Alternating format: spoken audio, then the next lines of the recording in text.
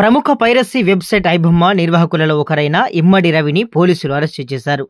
విదేశాల్లో ఉంటూ రవి పక్కా ప్రణాళికతో పైరసీకి పాల్పడుతున్న ఒకే ఒక్క మెసేజ్ పంపడం ద్వారా సైబర్ క్రైమ్ పోలీసులకు చిక్కడం ఇప్పుడు సంచలనంగా మారింది. పైరసీ కేసులో దర్యాప్తు చేస్తున్న పోలీసులు రవి కదలికపై లోతుగా దృష్టి పెట్టారు. రవి ఈఆర్ ఇన్ఫోటెక్ పేరు మీద కొనుగోలు చేసిన డొమైన్లకు అనుగుణంగా ఉన్న ఫోన్ నెంబర్పై సైబర్ క్రైమ్ పోలీసులు నిఘా పెట్టారు. రవి విదేశాల నుంచి అప్పుడప్పుడు హైదరాబాద్కు వచ్చి తన ఒక స్నేహితుడితో కలిసి రహస్యంగా పార్టీ చేసుకుంటాడని తెలుసుకున్నారు. రవి హైదరాబాద్ వచ్చిన సమాచారం తమకు ఇవ్వాలని పోలీసులు ఆ స్నేహితుడికి గట్టిగా ఆదేశించారు. రవిని పట్టుకోవడానికి ఇదే సరైన మార్గమని పోలీసులు అనుకున్నారు. పోలీసుల ప్లాన్ పక్కాగా పనిచేస్తుంది.